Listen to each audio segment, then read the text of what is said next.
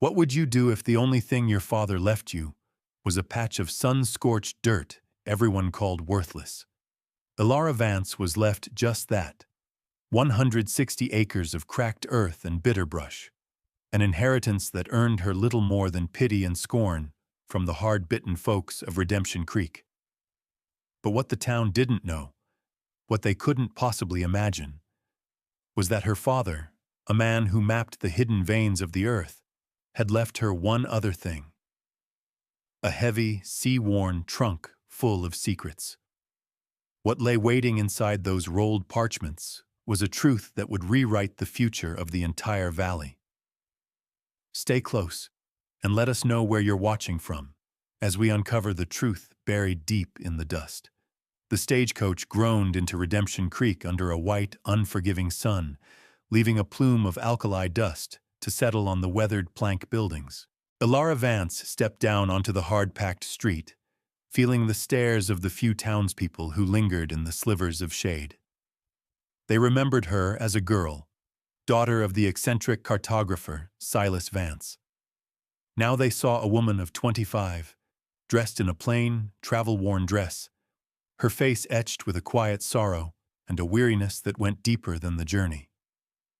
She carried a single, faded carpet bag, its contents the sum of a life she had tried to build elsewhere, a life that had failed to take root.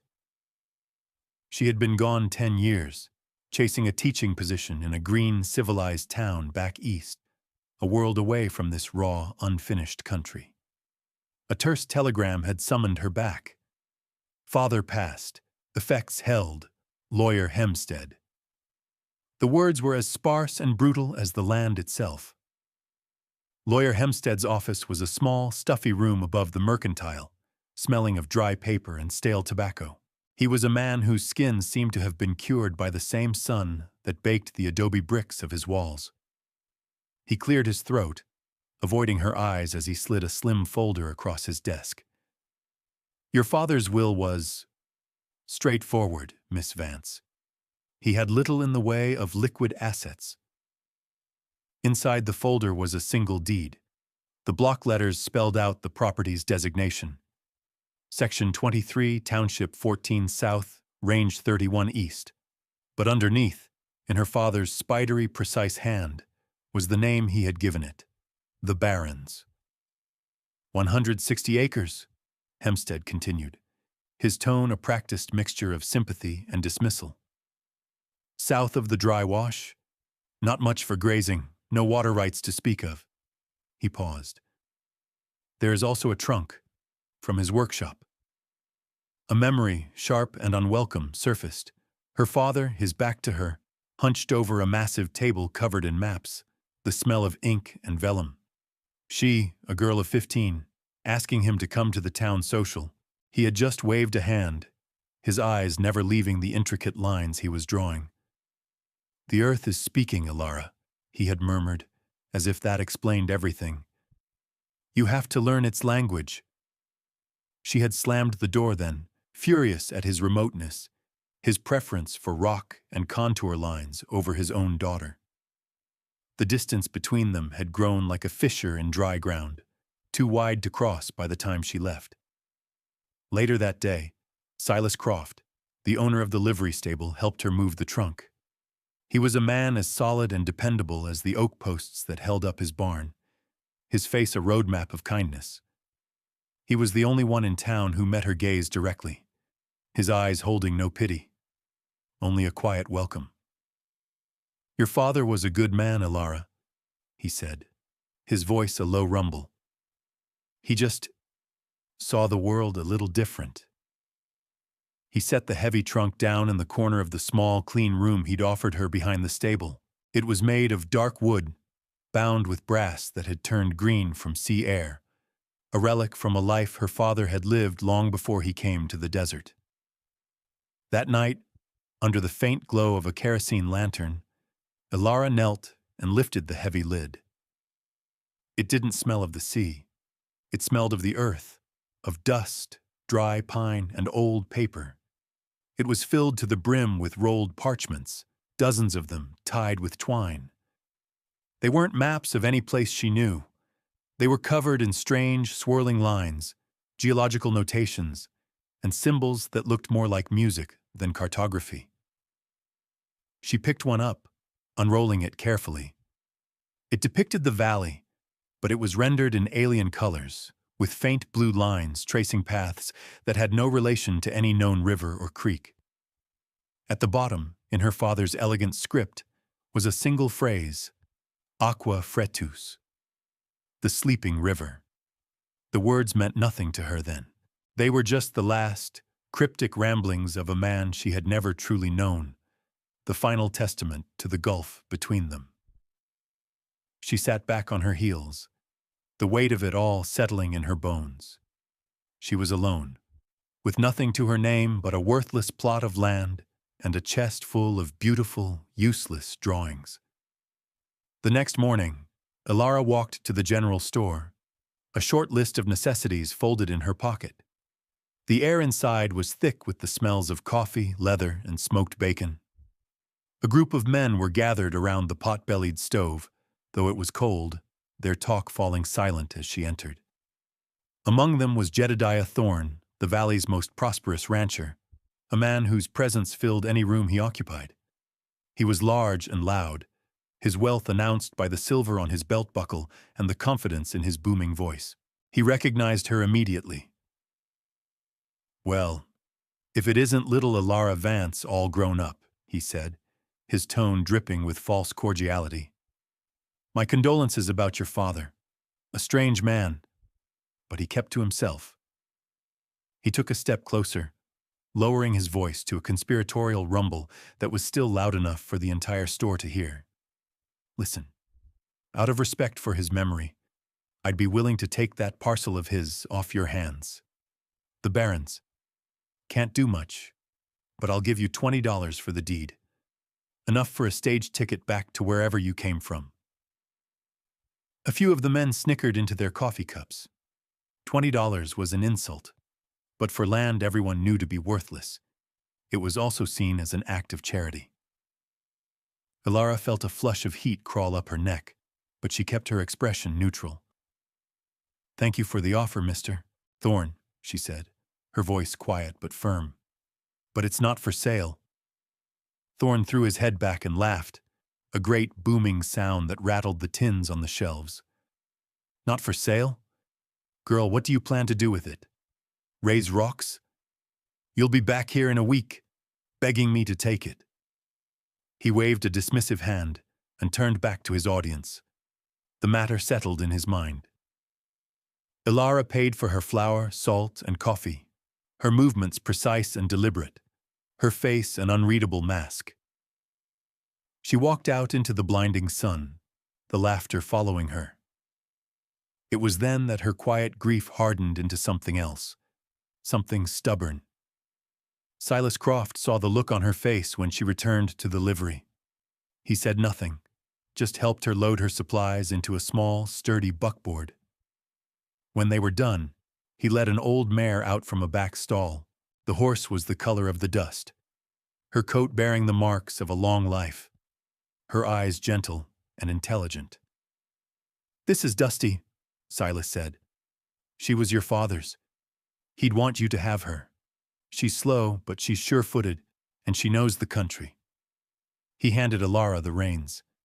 He trusted her, he added, and Ilara understood this was the highest praise Silas could offer any living creature. That afternoon, she once again opened the trunk in her room. This time she wasn't looking at the maps as a final, sad mystery. She was looking for a reason for her father's obsession, a reason for her to defy the laughter of an entire town. She unrolled map after map, spreading them across the floor. They were beautiful, intricate things. One showed the strata of rock beneath the valley, layered like a cake, with notes on porosity and permeability. Another charted the prevailing winds, another the patterns of summer lightning strikes. It was the work of a man who saw the desert not as a single, static thing, but as a living system of immense complexity. Her eyes kept returning to those faint, impossible blue lines that snaked across the parchments. lines that seemed to connect disparate, meaningless points on the surface. She found the map that specifically detailed Section 23, the barrens. A single blue line, thicker than the others, ran directly beneath the center of the plot.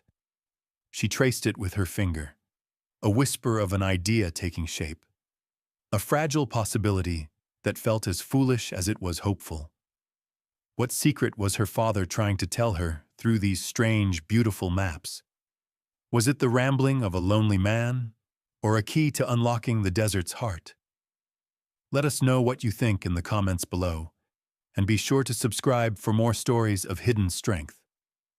Now, as the sun rose over Redemption Creek, Ilara knew she had to see the land for herself. She set out the next morning, the buckboard loaded with her meager supplies, Dusty harnessed and pulling with a slow, steady rhythm. The town watched her go. Most saw a fool's errand, a stubborn girl marching toward defeat.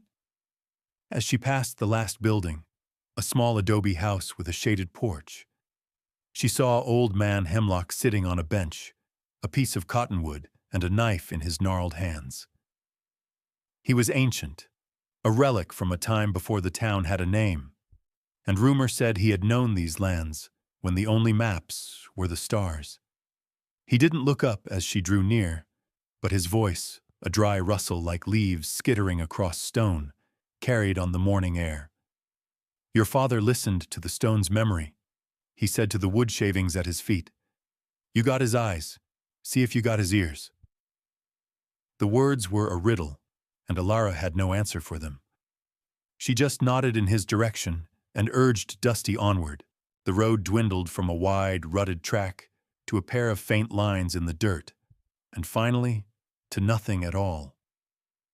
The landscape grew harsher with every mile. The sagebrush gave way to greasewood and thorny mesquite. The earth itself seemed to give up, the soil turning to a pale, cracked clay that shimmered under the relentless sun. Jedediah Thorne's mocking laughter echoed in her mind. "What do you plan to do with it? Raise rocks?" The doubt was a physical weight, pressing down on her, making the air harder to breathe. Was this an act of tribute or an act of sheer folly? A memory surfaced, unbidden. She was 12, and her father had taken her out to a high ridge overlooking the valley. He had knelt, placing his palm flat against a large granite outcrop. "Can you feel it, Ilara?" he had asked, his voice filled with a rare, quiet excitement. "The hum, the deep music, it's the planet breathing." She had felt nothing but hard, warm rock. She'd rolled her eyes, impatient, wanting to get back to town, to her friends. The memory was now a source of deep, aching regret. She had spent a lifetime not listening, and now she was alone in a world defined by a silence she didn't know how to interpret. Late in the afternoon, a rider approached from behind, moving at a fast clip. It was Thorne, mounted on a magnificent black stallion that ate up the ground. He reined in beside her small, plodding buckboard, the contrast between his prosperity and her poverty stark and cruel. He tipped his wide-brimmed hat with an exaggerated, theatrical politeness. "Enjoying your kingdom, Miss Vance?" he called out, a smirk playing on his lips. "Found any gold nuggets lying about?" Ilara didn't grace him with a response. She kept her eyes fixed between Dusty's steady, twitching ears, her hands holding the reins loosely.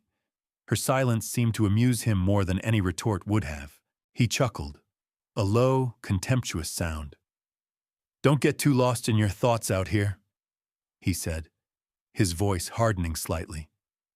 "This land has a way of swallowing people who don't respect it. And this piece of it," he gestured vaguely ahead, "has no respect for anyone." He spurred his horse, kicking up a cloud of dust that enveloped her and the wagon, and galloped off toward the hazy horizon. The dust settled, coating her face and clothes in a fine, gritty film. She just squared her jaw, a silent promise to herself, and urged the old mare forward. An hour later, as the sun began its long descent, She saw it. A single, sun-bleached wooden post driven into the cracked earth. On it, carved by her father's hand, were the initials SV. She had arrived. The sight of the land was a physical blow. It was worse than she had imagined, worse than the town's most derisive descriptions. It was a picture of perfect desolation. The ground was a mosaic of deep, sun-baked cracks. A parched and broken skin stretched over barren bones. The only vegetation was a scattering of skeletal, thorny bushes and the occasional clump of bitterbrush, gray and defeated. In the center of the plot stood a small, dilapidated cabin, its roofline sagging as if exhausted by the effort of standing. The door hung from a single leather hinge, swinging listlessly in the hot breeze. This was her inheritance, a monument to failure. For a long moment, she just sat in the buckboard, the reins limp in her hands. The impulse to turn around, to ride back to town and hand the deed to Thorne for his insulting $20, was overwhelming. The entire endeavor was madness. The town was right. Thorne was right. Her father, in the end, had been just a dreamer who had mistaken a wasteland for a canvas. But then, Dusty, who had stood patiently through it all, let out a long, slow sigh, a sound of weary but profound acceptance. The old mare lowered her head and began to nibble at a stalk of dry grass. The simple, stubborn act of survival resonated with something deep inside Alara. She felt a kinship with this tired, overlooked animal, a shared refusal to simply give up. She would stay, at least for one night. She unhitched Dusty, leading her to a patch of slightly less forbidding ground and setting out a small measure of oats and a bucket of water she'd hauled from town. She made her own small camp near the buckboard, not yet willing to brave the derelict cabin. As the sun dipped below the distant mountains, the desert began to transform. The brutal, flat light of midday softened into a breathtaking palette of orange, rose, and deep violet. The oppressive heat gave way to a gentle, cooling air. The silence she had felt earlier as an emptiness now seemed to fill with a vast, watchful presence. The stars emerged, not as faint, distant specks, but as a brilliant, teeming river of light arching across a sky of pure black velvet. She built a small fire from the deadwood of a long-gone mesquite, the flames a tiny point of human warmth in the immense darkness. She ate a simple meal of bread and jerky, the maps from the trunk spread on a blanket beside her, their cryptic lines glowing in the firelight. Later, she lay down in the wagon bed, wrapped in a blanket, staring up at the celestial map above. She thought of her father, and for the first time, the anger and regret were joined by a sliver of understanding. Perhaps he hadn't been running from the world. Perhaps he had been seeking a connection to something deeper, something truer. That night she dreamt of water. It wasn't the image of a river or a lake, but the sound of it, a low, resonant hum running deep, deep underground, a vibration she could feel in her bones. She woke with a start just before dawn. The world was held in that strange, suspended moment between night and day, bathed in a soft, gray light. The air was perfectly still. She sat up, a sense of unease prickling her skin. Something was different. She looked for Dusty, expecting to find her tethered near the wagon. But the mare was gone. A jolt of panic shot through her. Then she saw her. Dusty was standing stock still in what looked to be the exact center of the property, her head down, her body rigid with attention. She wasn't grazing. She wasn't sleeping. She looked for all the world as if she were listening, with an intensity that sent a shiver down Alara's spine, to the silent, sleeping earth beneath her hooves. Alara slipped out of the wagon bed, her bare feet silent on the cool, dusty ground. She walked slowly toward the mare, her heart thumping a steady rhythm against her ribs. Dusty didn't move as she approached, her focus absolute. Her ears, those reliable barometers of a horse's attention, were swiveling slightly, aimed directly at the ground. Ilara stopped beside her, following the mare's gaze. The ground looked no different from any other part of the plot. A flat, cracked expanse of pale clay. She knelt, her hand hovering just above the surface, feeling for a vibration, a temperature change, anything. There was nothing. She was about to stand, to dismiss it as the strange behavior of an old animal, when the first direct rays of the rising sun sliced across the land. The low, angular light threw every subtle imperfection of the terrain into sharp relief. And then she saw it. It wasn't the large, obvious fissures caused by the sun. It was a network of incredibly fine, almost invisible cracks, no wider than a thread. They radiated outward from a central point directly beneath Dusty's hooves, forming an intricate, delicate pattern like the veins of a leaf or the crystalline structure of a snowflake. It was a pattern of profound and deliberate order in a landscape defined by chaos. Even then, her rational mind tried to explain it away. A trick of the light, a natural geological formation of no significance. But the image was seared into her memory, an anomaly that refused to be dismissed. She led the still reluctant Dusty back to the wagon and gave her a drink, her mind racing. Later that morning, she forced herself to confront the cabin. She pushed open the groaning door and stepped into the gloom.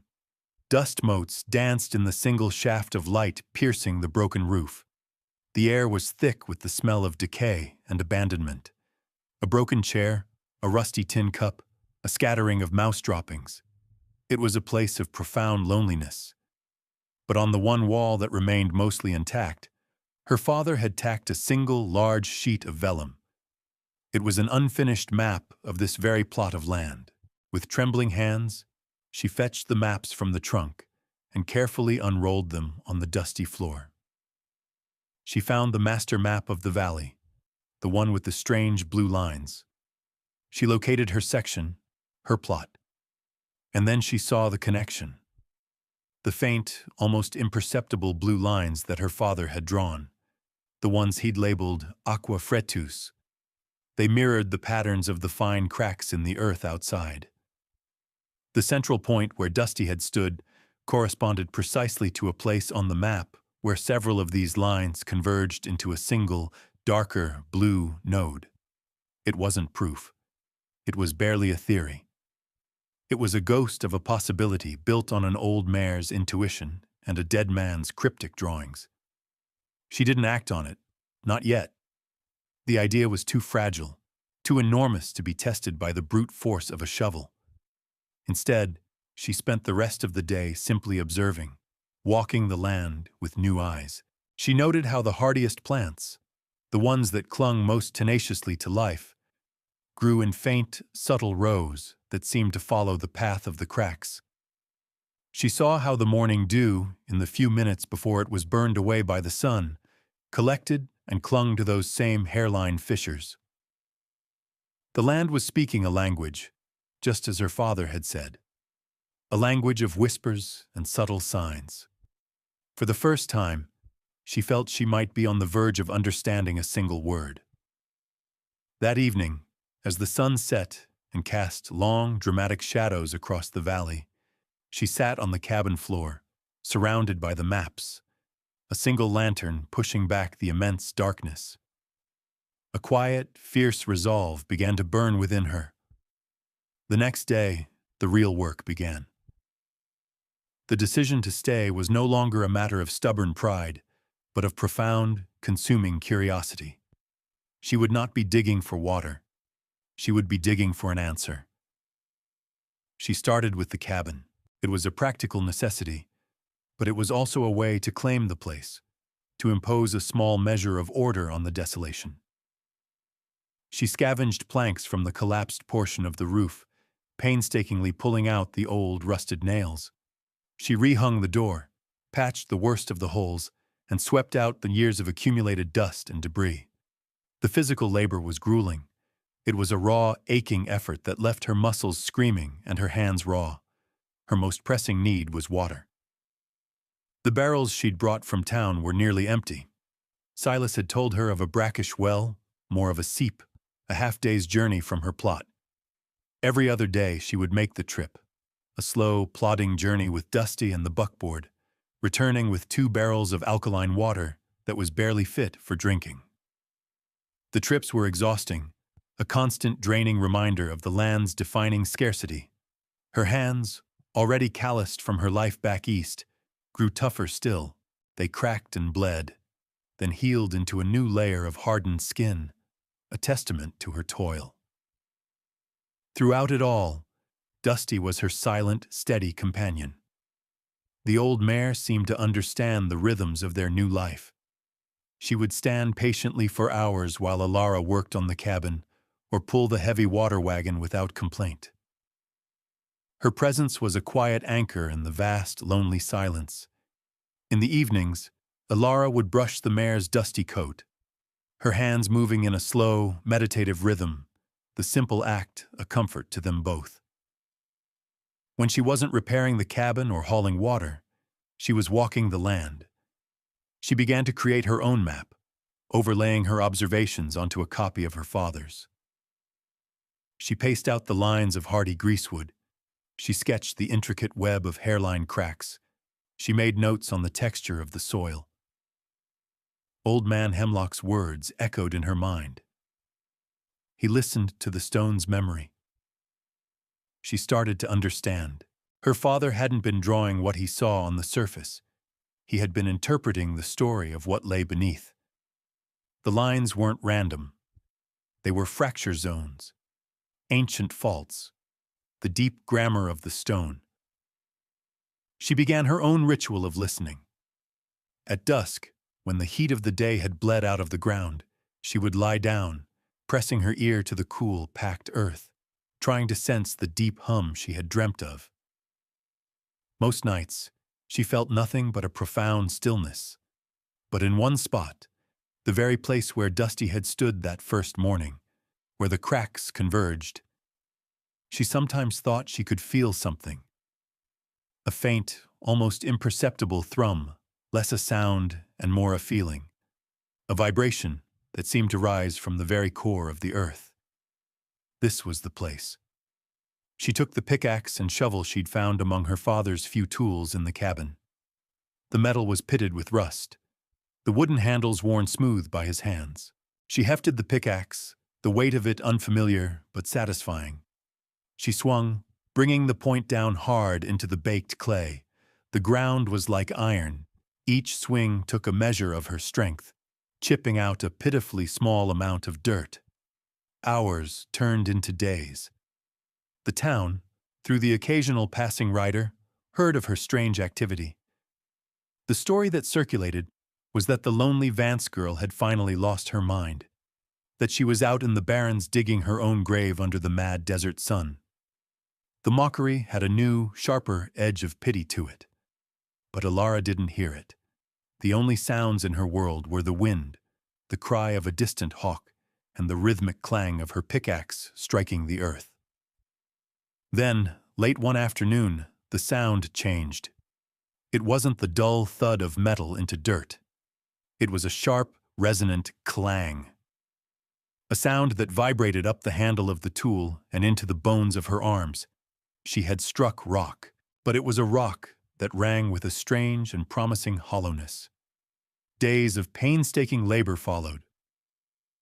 She traded the pickaxe for the shovel, clearing away the dense, packed soil. Slowly, painstakingly, a shape began to emerge. It was a vast, flat slab of pale sandstone, its surface scored with the same intricate network of hairline cracks she had first seen on the surface. In its center was a smooth, shallow depression, like a natural basin worn by water that hadn't flowed in 10,000 years. Her hands were raw, her back a knot of pain, but a feverish energy drove her onward. She scrambled out of the pit she had dug and ran to the cabin, grabbing her father's journal. She had been working to decipher his cramped, technical script for weeks. Flipping through the pages, her eyes scanned for any mention of the rock. She found it. Next to a detailed cross-section sketch of the sandstone formation was a short, cryptic passage. Where the breath of the deep earth surfaces. Capstone. Listen for the hollow song. Pressure sealed by geologic time. A natural artesian seal. The words hit her with the force of a physical blow. Capstone. Seal. She wasn't digging a grave. She was uncovering a well. Her father had known. He had mapped it, understood it, and left the final step of discovery for her. This slab of rock was the only thing standing between this parched, thirsty land and the sleeping river he had written of. She found a long, heavy iron bar in the cabin, likely used for prying rocks from the harder soil. It would have to be her lever. She wedged one end into a fissure at the edge of the great stone slab. Dusty stood at the edge of the pit, watching her with intelligent eyes, a silent, four-legged witness. Ilara put her entire weight against the bar. Nothing. The stone was immense, a solid piece of the planet's skeleton. It did not move. She tried again, grunting with the effort, her muscles straining to their absolute limit. Sweat dripped from her brow, stinging her eyes. It was impossible. She was about to give up, to collapse in exhausted defeat, when she heard a deep, grinding groan. It was a sound that seemed to come not from the rock itself, but from the earth beneath it. The stone had shifted. Only an inch, but it was enough. A puff of cool, damp air, smelling of wet stone and ancient, undisturbed places, washed over her face. It was the earth's exhalation. Reinvigorated, she worked the lever back and forth, slowly, patiently, widening the gap. An hour later, she had moved the capstone enough to reveal a dark, circular opening, about 3 feet across. Her hands trembled as she lit the kerosene lantern. Tying a length of rope to its handle, she slowly lowered it into the darkness. The flame descended, casting flickering shadows on the rough-hewn sides of a natural shaft. It went down 10 feet, then 20, and then the light stopped reflecting off stone. It reflected off something else, something that shimmered and moved with a life of its own. Water. A pool of it so clear the lantern light seemed to pierce to its very bottom. She pulled the lantern up, her movements dreamlike. She knelt at the edge, staring into the dark opening. Her father's maps, the ones the world had dismissed as worthless fantasy, were spread in the dust beside her. The blue lines were not rivers. They were the veins of a vast, hidden aquifer, a slow-moving underground river system.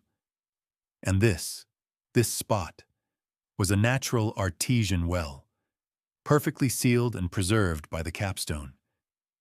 He hadn't left her a plot of barren land. He had left her the source, the heart. Tears she hadn't known she was holding streamed down her dusty cheeks, carving clean paths through the grime.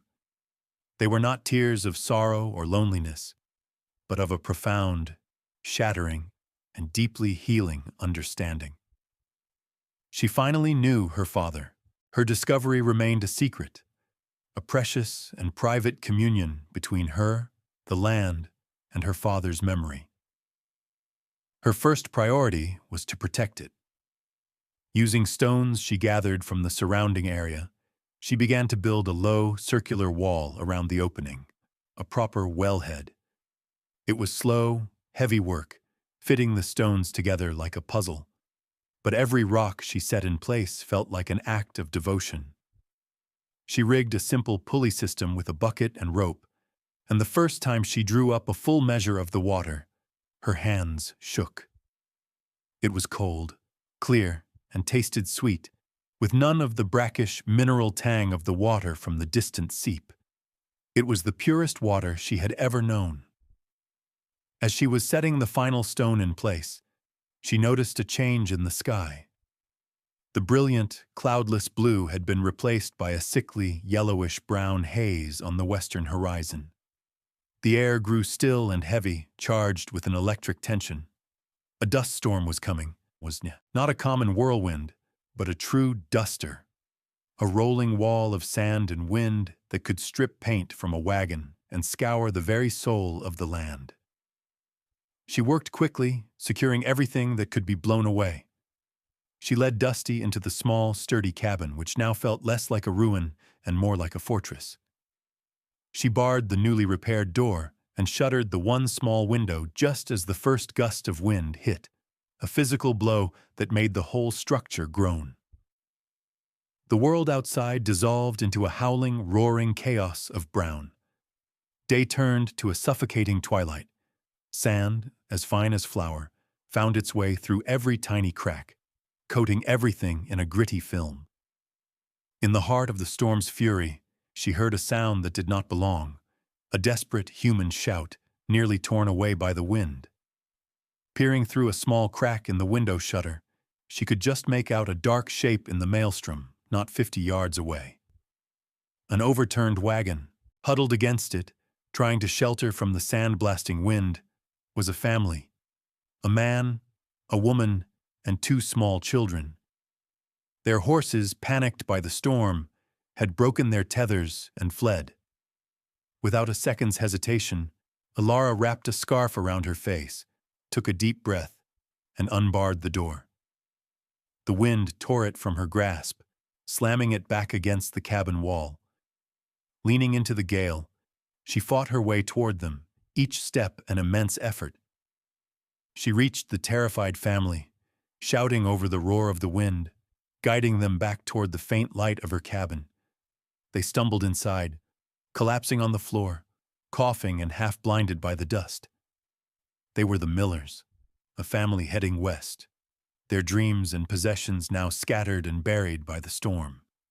Their water canteens, she saw, were empty. She gave them what was left in her own water barrel, but it was a meager amount. The storm could rage for days. This was the test. Her discovery, her secret, was about to be shared.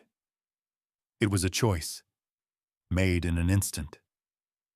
She took the bucket and went back out into the screaming wind, this time to her well. Shielding the opening with her own body, she lowered the bucket into the darkness. It came up heavy, brimming with clear, life-giving water. She carried it, sloshing, back to the cabin. The Millers drank, their eyes wide with disbelief and gratitude. The water was not just a drink. It was a promise. It was hope. For 2 days, as the storm howled, the 5 of them and 1 old mare sheltered in the small cabin. Warmed by a small fire, safe from the tempest, they survived. Mr. Miller, his face streaked with dust and awe, looked at her. "We thought we were done for," he said, his voice thick with emotion. "This place, this water, it's a miracle." Alara just shook her head. It wasn't a miracle. It was just listening. When the storm finally broke, the world was remade. The sky was a newly washed blue, and the air was clean and sharp. The landscape was muted, softened by a fresh blanket of sand. The Millers, their gratitude immense, helped Alara right their wagon.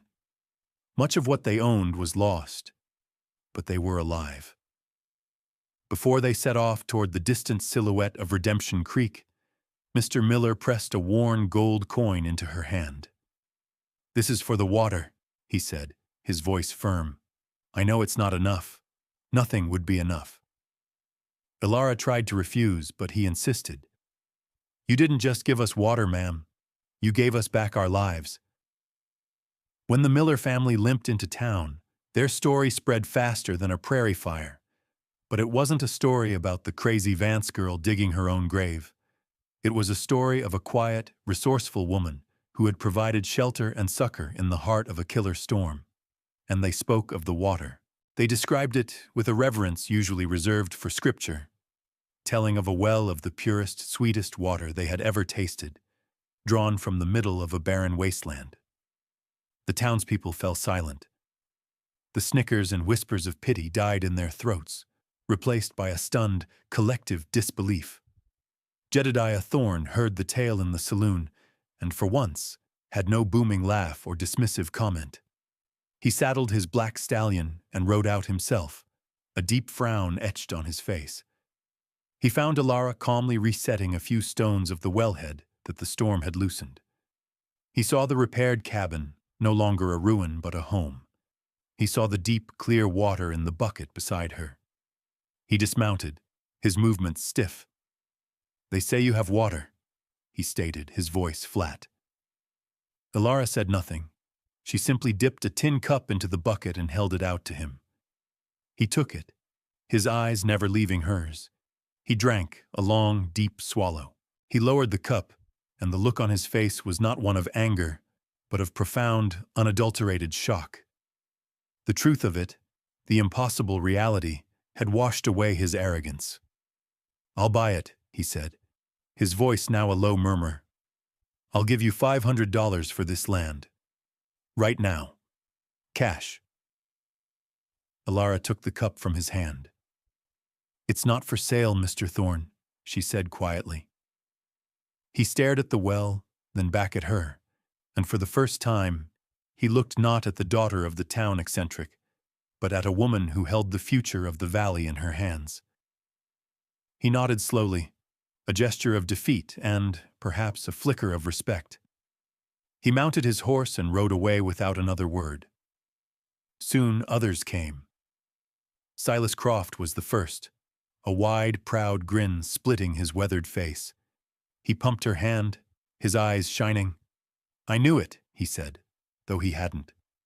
"Your father," he knew. Then came the ranchers, their hats in their hands, their demeanor respectful, almost timid. They asked if they might fill a few barrels for their thirsty cattle, offering to pay. She never took money, but she would trade a bucket of water for a bag of feed for Dusty, or for fresh vegetables. Finally, a buggy arrived carrying Mr. Abernathy, the county surveyor from the territorial capital. He was a quiet, scholarly man with spectacles and gentle hands. He brought scientific instruments with him. He tested the water, he took depth soundings, and he spent a full day studying her father's maps, his brow furrowed in concentration. At the end of the second day, he folded his spectacles and looked at Alara with a deep and genuine admiration. "Your father wasn't just a cartographer, Miss Vance," he said, his voice filled with awe. "He was a visionary, a hydrologist of genius. These maps, they are decades ahead of their time. This isn't just a well. It's a tap into the Redemption Aquifer, a significant groundwater system no one knew existed. This discovery," he paused, looking out at the once barren land, "this will change everything." The chorus of townspeople, once a source of mockery, had shifted to a tone of reverence. They no longer saw Alara Vance, the defeated daughter. They saw the quiet, steadfast keeper of the desert's most vital secret. A season turned, and the land began to answer the water's call. The 160 acres of cracked earth were slowly, subtly transforming. Where Alara had diverted the overflow from the well, a patch of impossible green had appeared, a small, thriving vegetable garden that was a miracle in the pale landscape. Wildflowers no one had seen in a generation began to bloom along the damp edges of the soil. The plot was no longer called the Barrens. Travelers and locals alike began to refer to it as Vance's Well. It had become a landmark, a point of life and hope on the vast, empty map of the territory. Alara never sold the water, but a system of trade and goodwill had sprung up around it. A passing family might leave a sack of flour, a rancher a side of bacon. Her cabin was now a home, sturdy and comfortable, with a small porch she had built herself. It was a sanctuary she had built with her own two hands, out of her father's legacy and her own unyielding spirit. The final scene unfolds at golden hour, that magical time when the sun sits low on the horizon, bathing the world in a warm, forgiving light. Alara was sitting on her porch steps, the familiar weight of a worn leather harness in her lap, her needle and awl moving with a practiced, steady rhythm. Dusty grazed nearby, her coat sleek and healthy, a living testament to good water and gentle care. The silence was deep and peaceful, punctuated only by the chirp of a cricket and the soft nicker of the mare. A wagon appeared on the horizon, a dark shape crawling slowly toward her. It was a common sight now. She set aside her mending and waited. It was a young family, their faces etched with the weariness of a long journey, their wagon piled high with the humble possessions that constituted their worldly hopes. The father, a thin man with kind, anxious eyes, approached the porch, twisting the brim of his hat in his hands. "Ma'am?" he asked, his voice hesitant, almost timid. "We heard in the last town a story about this place. Is this the place with the water?" Alara looked up from her work. She looked past the man, at his wife holding a small child on the wagon seat, at the vast expanse of the desert stretching out behind them. It was the same land that had once seemed so menacing, so empty. But she no longer saw it that way. She saw the hidden lines, the secret patterns, the deep, sleeping river that sustained it all. She saw a world not of scarcity, but of secret promise. She turned her gaze back to the man's hopeful face, and a small, genuine smile touched her lips. She nodded. "This is the place," she said, her voice quiet but clear, carrying the weight of all she had learned. "My father didn't leave me land. He taught me how to listen for it." She stood, brushing the leather scraps from her apron, and walked with him to the well to help him draw the cool, clear water. The sun dipped below the mountains, setting the sky ablaze with color, bathing the small green homestead in a final golden light. Her father's inheritance wasn't dirt. It was a language, and she was, at last, fluent. Thank you for joining us on this journey to Redemption Creek.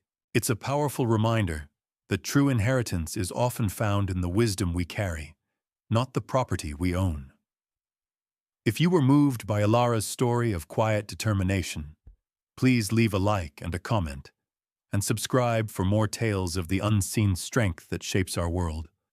We'll have another story for you soon.